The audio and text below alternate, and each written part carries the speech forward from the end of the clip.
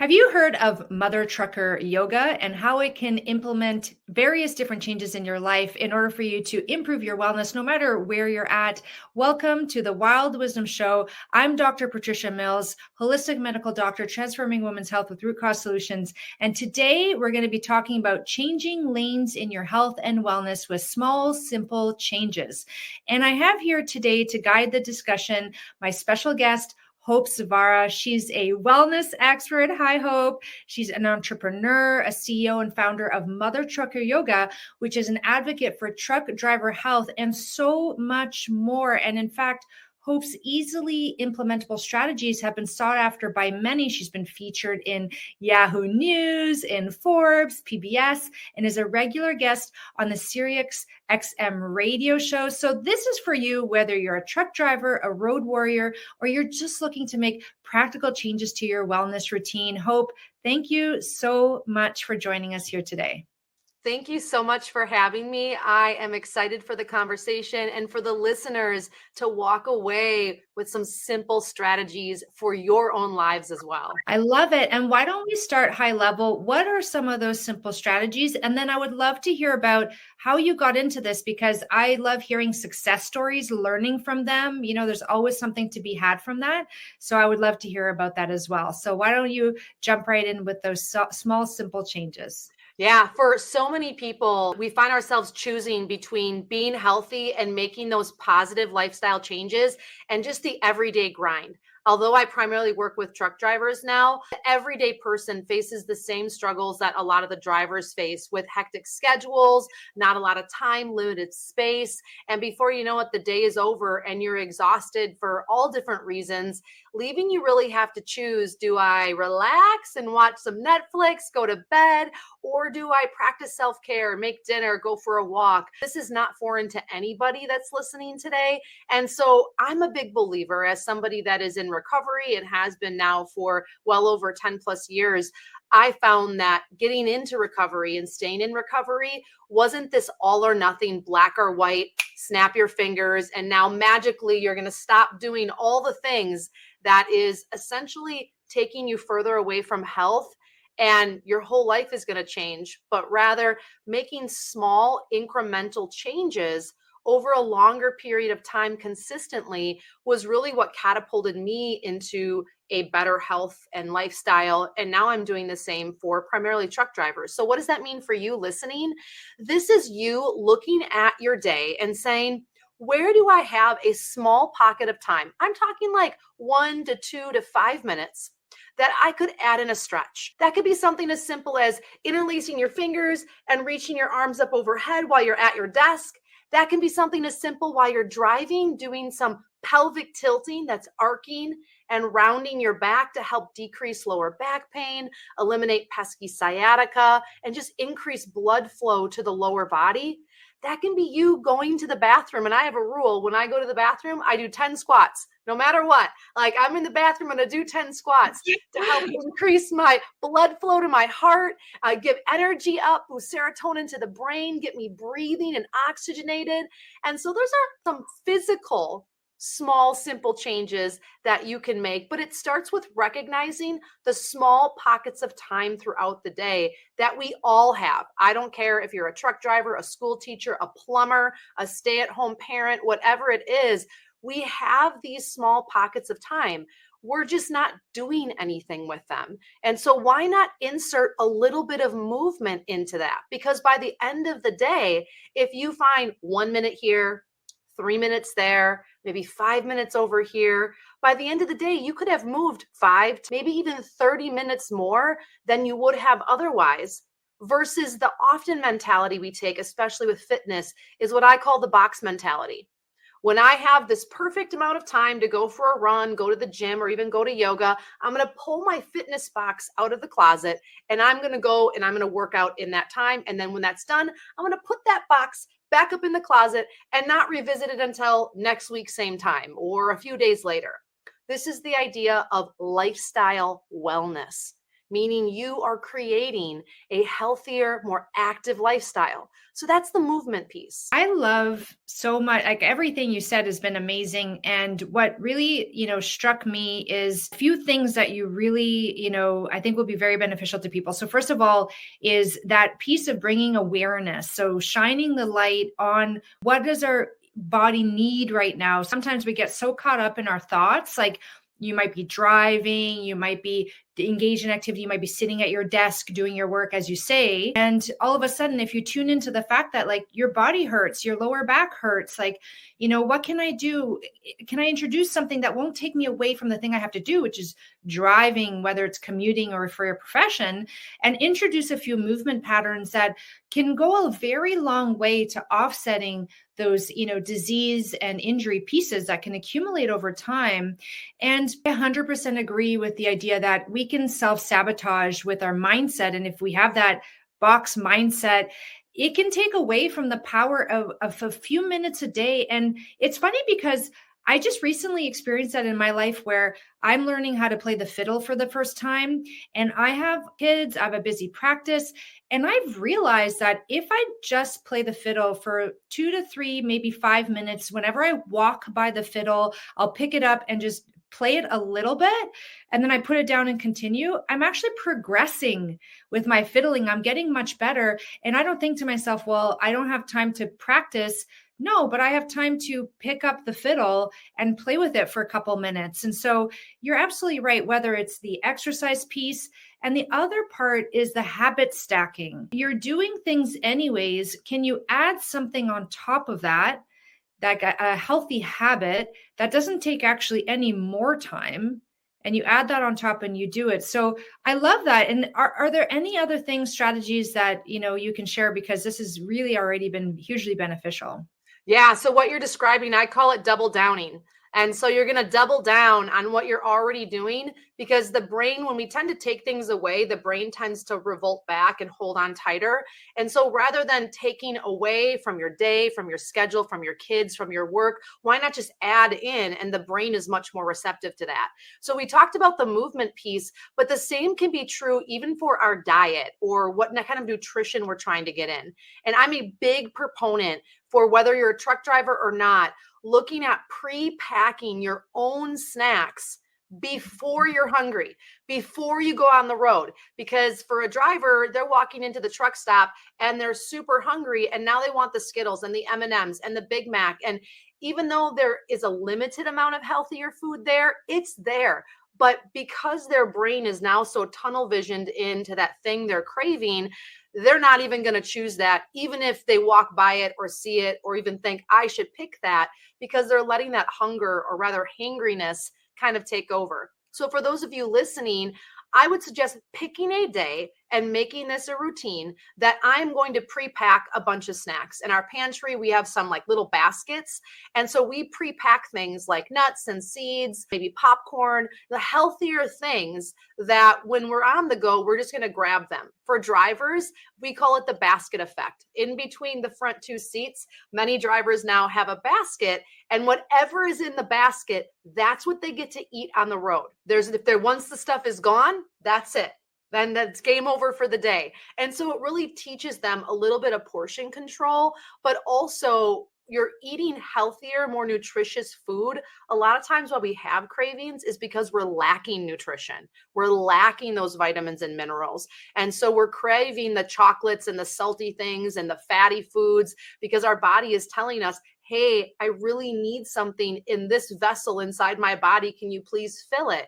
So if we try to do that beforehand in a small, simple way, you're going to find that you're craving those things less. And I would be a hypocrite to say, never have the soda, or never have the coffee, or never have the sandwich at whatever fast food. But if we can get some good nutrition in us first, even if it's a bag of carrots, even if it's a small salad, or it's, maybe a handful of nuts, that's already going to be a win in our corner, because the bad food doesn't erase the good nutrition. It's definitely not going to help you. But if you ate something healthy, that nutrition doesn't magically get erased in your body. Like nutrition doesn't work that way. Now, you can be eating those other things and that can make it more difficult for you. But drinking that bottle of water before the Mountain Dew, maybe you only drink half a Mountain Dew now, and now you're hydrated. Now you're thinking more clearly. So what are those small little packages or baggies of food that you can pre-pack ahead of time so that when you're on the go, you grab the right things? Whether you're a soccer mom, you're a truck driver, or you're going to work for a long day, having those little things when you need them most is going to curb cravings. It's going to help build good nutrition in your body and help you decrease that urge of grabbing things that you know in the back of your mind you shouldn't be eating, but you just let that kind of urge take over and you completely throw any type of rational thought process out the window. Oh God, I love it. Because as you say that, I can feel that like it's almost like a wave. And if you don't get off of the wave at the very beginning, you get caught up in it. And it's like nothing on this planet will move you off of that wave. And so the strategy to, avoid getting onto that wave of hunger by using very simple things. And it's interesting because it's a life skill. And sometimes we'll do it for our kids, like we'll pack them snacks, for school. And yet we don't parent ourselves, sometimes. And I find it very helpful, as you say, for road trips, for getting on an airplane. If I'm going out of the house and I'm going to be, running errands, going to the grocery store, I love having a nut snack with an apple. Yeah. Before I go grocery shopping, because otherwise it's just a disaster. You're really great at conceptualizing and putting these strategies together and explaining them. Any other great strategies? I mean, I'm just loving this. Like, I'm going to keep pumping you for strategies until you're like, I'm done. My strategies are done. Water drinking is a big one. So for truck drivers, oftentimes the saying is they're living on the verge of dehydration because if they're stopping to go to the bathroom, they're not making money. And so there's this kind of like misconception that looms in this industry that therefore I should never drink water because I don't want to stop my truck. But on the flip side, they're consuming colas, coffees, teas, juices on a regular basis. Many of that, which is dehydrating them, leaching healthy nutrition out of their bodies, or just flat out making them feel more uncomfortable, groggy, muscle aches and pains. That's completely unnecessary. And so they know they need to drink water. If you're listening, you know you need to drink water. You're made up primarily of water. But a couple of things, when we're thinking, yes, cheers, let's take a drink of water, there's a couple of things. First and foremost, I try to teach the people that I work with that there's two types of water consumption. When we're drinking just plain water, really what we're doing is we're just cleansing our body. It's not penetrating the cell. And so you want to add something to your water so that you can actually hydrate the body. And so that means something like a pinch of Celtic sea salt, maybe a squeeze of lemon. If you're a traveler or a trucker, I often resort to, there's little lemon packets that you can get that's like real lemon at the truck stop. You can use that. I'm a big believer in use what you have available. I like to put trace minerals right in my water. If you're going to use like electrolyte packets, just always look at the back of the packet because they are loaded with sugar. They're loaded with extra ingredients that are totally unnecessary. So when in doubt, I like to make my own. But you need that conductor in order for that liquid to actually hydrate your body, hydrate your cells, hydrate your organs, hydrate your muscles. So although plain water is great and it's a good place to start, as we start to progress down this path of hydration, we want to be smart about that. And on top of that, in the trucking industry, the day goes on, it gets busy, the wheels are turning. It's like, oh my gosh, I don't even have any water on me. So I have a rule, and I do this myself. My family practices this as well. When you go to bed at night, you're going to put a glass of water right next to your bed. Fill it up, 8, 16 ounces, or go for the gusto, go for 20 ounces right away. And right away when you sit up, like the second your feet hit the floor, don't even think about it. Don't open your phone. Don't put your glasses on. Like, don't even slide your feet in your slippers, whatever it is. And you are just going to down that glass of water as fast as you possibly can. Don't even think about it. And why is this important for a driver as a strategy? Well, because it's going to probably take them between pre-trip check, going into the bathroom, getting dressed, making some breakfast, an hour or so plus. That's going to give your body time to let that water move through your body, wake up your digestive system, probably have to go to the bathroom. Constipation is a big issue for people that travel. And so you're cleansing your system. Those extra minerals you're taking in is going to help keep you more regular, not in a bad way, but in just like this is how my body's supposed to work. And so starting out your day, hydrated is the best way to start your day. Why? Because even if you blow it the rest of the day, you gave your body that thirsty drink that it needs, and you're probably going to find yourself drinking less coffee, reaching for less colas, less juices. That little bit of water in the morning really does go a long way. And if you really want to master this craft and you are traveling, then we want to think about smart drinking. And so I always try to encourage my drivers at about anywhere between an hour to 45-minute mark before you know you're going to stop, start hydrating.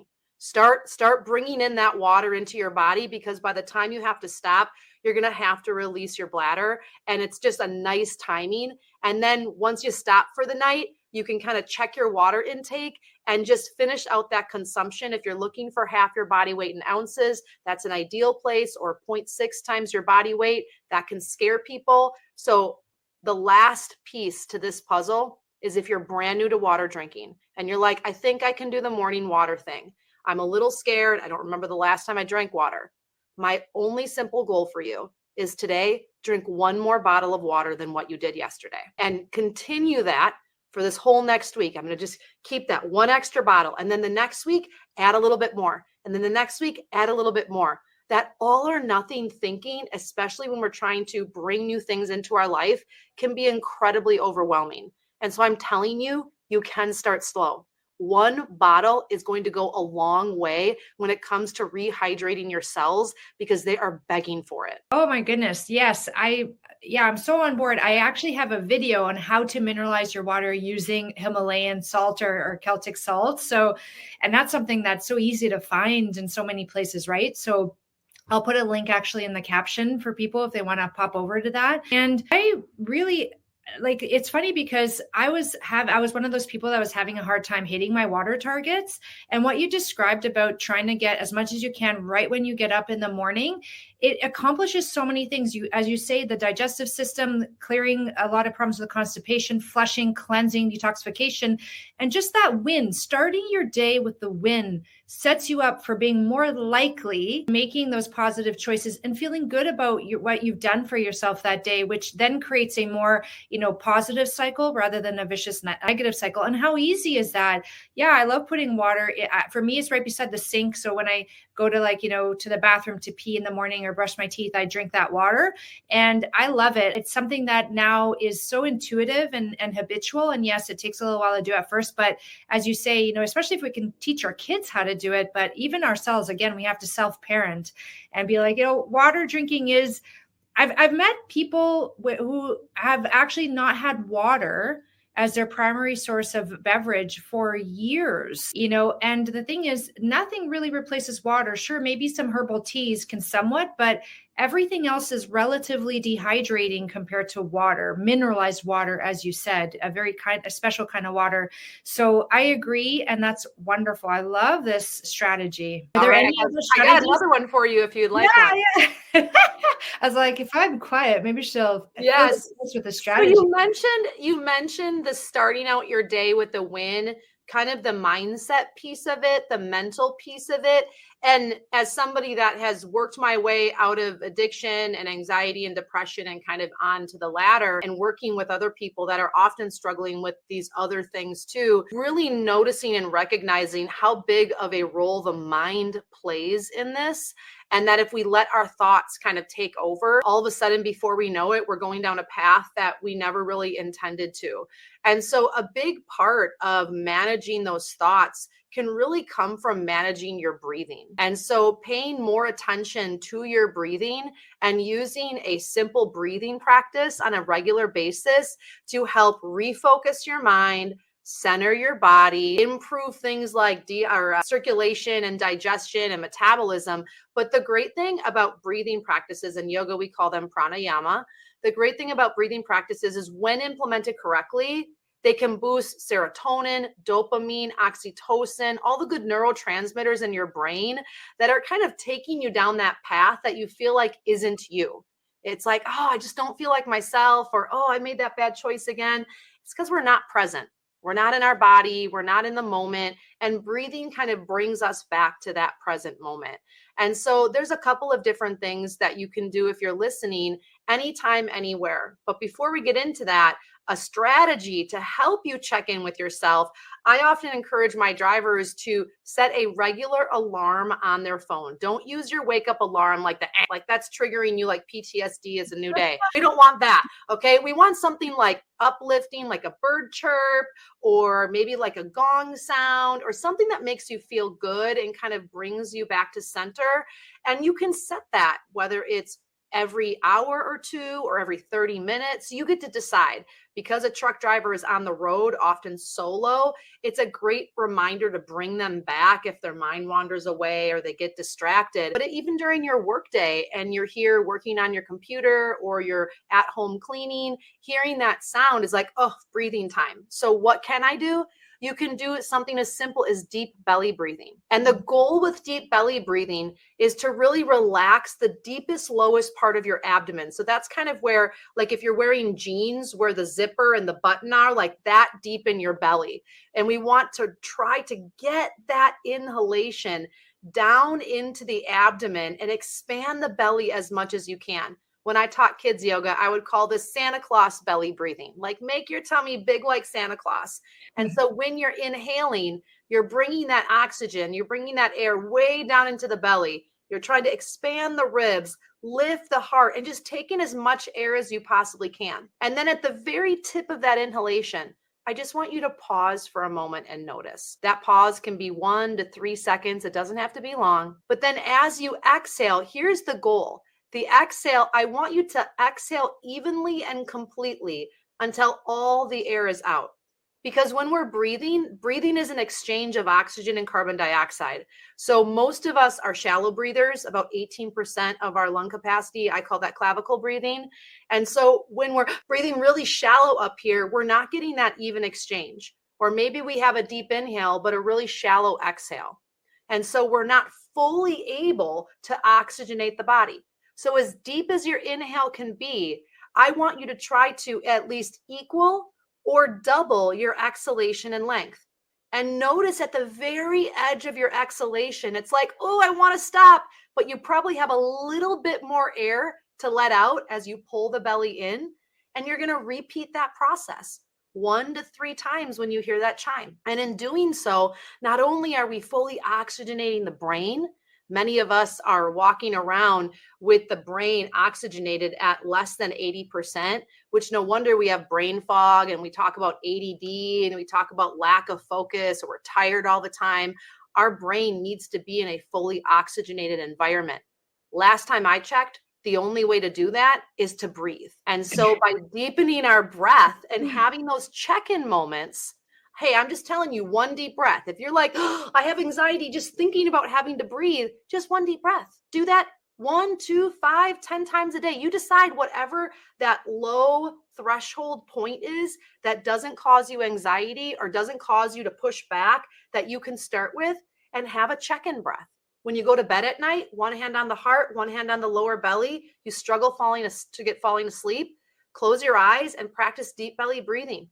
All of a sudden, before you know it, you're going to find yourself falling asleep and staying asleep because you're relaxing the central nervous system. You're fully oxygenating the body. You're allowing yourself to go into rest and digest, where your organs cleanse themselves, where your brain heals itself. You can't do that when you're in a constant state of panic and you're lacking the oxygen that the body requires to heal itself. And so 2, 3, 4 times a day, set that alarm on your phone, make it go off Monday through Sunday. And that is your check-in to take 1 to 3 deep belly breaths, making that inhale and exhale either equal in length or challenging yourself to make that exhale double the length of the inhale. Before you know it, you're going to be cool, calm, collective, and focused. Oh, God, I love this. I think this is the medicine that I need the most right now. And I even have cold hands, and I deal with, patients and stuff who have cold hands. And yeah, that could be a hypothyroidism and whatever. But I believe more often than not, it's actually that microcirculation that gets really compromised when your nervous system is overactivated by things like shallow breathing, and then it just shuts down the peripheral blood flow. So cold hands, cold feet is another, sign that you're needing this. And I think we all need this. So it's like micro dosing breathing through the day, if that's all you have time for versus doing more extended breath work, as you say. Thank you so much for sharing that, Hope. I can tell that people are going to get a lot of benefit from what you shared up to date to this point in time. And I want to make sure, because you've mentioned this a couple of times, and I wanted to open the space up should you care to share. And it might be tied into how you got into doing what you're doing, but you've mentioned, recovery, you've mentioned addictions. I myself have had issues with, addictions. I think most people have, whether you're addicted to, food, or addicted to the TV, addicted to oversleeping, addicted to drugs, alcohol. I mean, I think we're, one of our challenges as humans is to learn how to cope with, deal with, and overcome addictions, and to have non-judgment around it and those sorts of things. So is there anything that you wanted to say about that experience, or, what you might want to share with people out there who are struggling with that issue? Yeah, it's been my experience that we're all struggling with addiction in some way, shape, or form. Just some are more socially accepted than others. Some are maybe sometimes just fly under the radar more than others. But for more than half of my life, starting out as a young teenager, I struggled with an eating disorder, anxiety, and depression. And I bounced back and forth between therapists and programs and all different types of strategies. And I don't want to say my parents gave up on me, but as I started to move into my late teens and early 20s, I think they just kind of felt like, I don't know what else to do for you. I don't know else how to help you.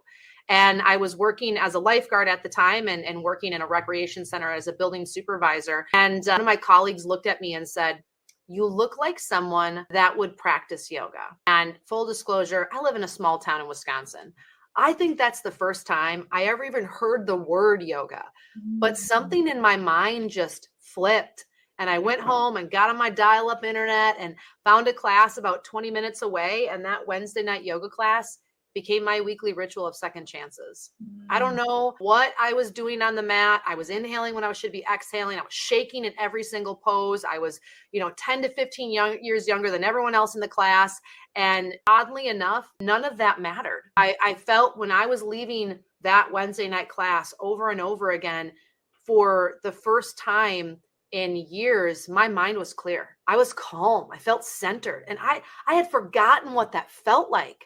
And despite me fumbling through the class, I continued to come back because I was craving that peace, even if it was just for a moment. And eventually that Wednesday night yoga class led me to take a yoga teacher training, and I started teaching yoga and eventually opened a yoga studio. Really, I think because I was looking for a community, I was looking for people just like me. And interestingly enough, the people that I attracted, the men and women of all ages that I attracted, were also broken in some way. They kind of felt like outsiders. They were struggling with their own internal mental health, physical health, and they just didn't fit the status quo. They didn't fit the gym rat or the runner or whatever that case may be. And they were looking for solace somewhere. And I did that for about 15 years and helped tens of thousands of people, traveled across the country teaching at fitness conferences and yoga events, and really showcasing my approach to yoga, which was a little bit more functionally inept, definitely more mindful, less Lululemon style, I guess, for lack of better words. But I never felt like that was my end game. I never felt like, oh, I have a studio, I have a school, like I made it, this is it. I always felt like there was something else out there for me. And that yearning just kept growing and growing and growing. And then back in 2017, I was at a business mixer here in my hometown. And I met a guy. It sounds a little bit like a pickup line, but I'm happily married. And we start talking, and I'm trying to pitch him corporate wellness, thinking that's the direction that I was going to go in. I was working with companies like Harley Davidson. I was setting up to work with Kohl's Corporate at the time. And he looks at me and says, "Do you have anything for truck drivers? Like in the cab of the truck?" And I think I'm funny sometimes. And I threw up my hands and said, "Mother Trucker Yoga." Really just trying to get a rise out of this guy, make a slightly awkward conversation a little bit more tolerable. He doesn't skip a beat, looks at me and says, "That's brilliant. You want to go into business together?" He called me up the next day. In 4 months, we built a business from scratch, we meaning me.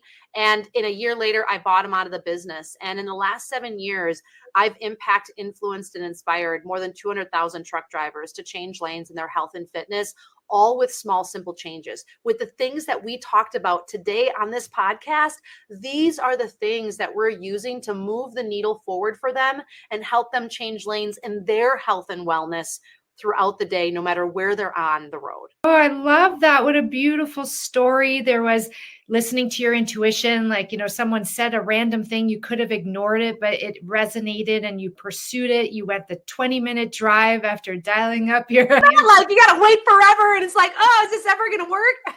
Yeah, no, I love that. So many lessons in there, so many life lessons. And is there anything else that you want to share with the audience that you think is important that they know at this point? I think for those of you listening, and this is more just on a personal note of my own personal life experiences, we're never going to hit perfection. And in our health, as somebody that has an addictive background or past, I'm always very mindful that to remind myself, Hope, I'm not striving to be perfect. I'm striving to be healthy. And to really pay attention to the conversation in your head as you strive to improve your health and improve your well-being, because there's going to be roadblocks. There's going to be setbacks. There's going to be challenges. And that doesn't mean that the effort you're putting forth is all for nothing. And so being able to step back as the observer, we talk about this a lot in yoga, the ability to observe. And that's really what meditation is about, to stay the observer despite what's going on internally and externally. We can really gather a lot of data and information about ourselves, about our lives, about what got us to this point, and create a realistic expectation for where it is that we're going, and being gracious with ourselves. If you are having a down day, or maybe, you have a financial setback, or something happens within your family, or maybe, you're going through menopause and it's like, oh my gosh, like I feel like I don't know my body anymore. Those aren't excuses, but rather an understanding that we are always changing as humans. We are always evolving. Our body is different every single day we wake up. Every day that we get to be on this earth, we're constantly evolving. And rather, that's a reminder for us to continually just take one day at a time, take one step forward at a time. And if things don't go our way, it doesn't mean we've blown it. If all of a sudden, something comes up and you had this big plan to go to a yoga class, it doesn't mean that you still can't be healthy today. If you were planning on making dinner and get home and were like, oh my gosh, I forgot to pick up the spinach. Like, oh, now I can't make anything healthy. That's a lie. You still can. So trying to create this relationship with yourself of grace that we are always just trying to be the best version of ourselves. And every day we wake up, we get a new opportunity to begin again. I love that. And in every moment, we have a new opportunity to begin again. As you say, it's like, forgot the spinach. Oh, well, in this moment, what can I do? Right? Absolutely. Like that all or nothing mentality can be really a very strong self-sabotaging, thing that comes up for us, those who have addictive tendencies, those who don't, in other areas of our life. So thank you so much for shining the light on that, for vocalizing what many people may even know inside, but actually need to hear, from someone who has had personal experience yourself, and also working with thousands of people. And I wanted to share that you've written a book, The Trucking Yoga Simple Fitness for the Long Haul. I love it. You're showing it on video. How wonderful. And I have the sense that even if you're not a truck driver, if you're someone who is, commuting, which is a lot of people out there, maybe you're commuting for work, maybe you're driving your kids around to all of their to-do things. Maybe it's your professional life has got you sitting at a desk for extended periods of time, and you're just looking for those simple, super effective hacks. I can tell you right now that Hope hit some extremely powerful strategies that, even if that's what you take on right now, it'll make huge differences in your health. And don't underestimate the effectiveness of simple solutions, simple strategies. So I just want to thank you, Hope, for taking the time, sharing your message, spreading the word. You have a handle at Mother Trucker Yoga, and I noticed you're on Instagram, you're on YouTube, you're on many different platforms. I'm going to put all of the links in the caption below. If you want to connect with Hope, please do so. Head on over to YouTube. If you're on podcast land, click on the more button below the video. Look at all those links. If you have questions or comments, put them down below. Regularly check, and I want to make sure that all your questions are answered. If you enjoyed this, please subscribe to my channel at dr.patriciamills. Save this episode for future reference and share this. Sharing is caring, and you never know when someone's going to benefit from this wild wisdom. Hope, thank you so much for joining us today. It's been an absolute pleasure. Thank you so much for having me. And listeners, remember, it's all about one small, simple change that can completely help you change lanes in your life, your health, and your fitness. And it starts with you. Oh, how wonderful. Well, I hope you have a wonderful rest of your day, evening, or night, depending on when you catch this. And I'll see you next time. Bye now.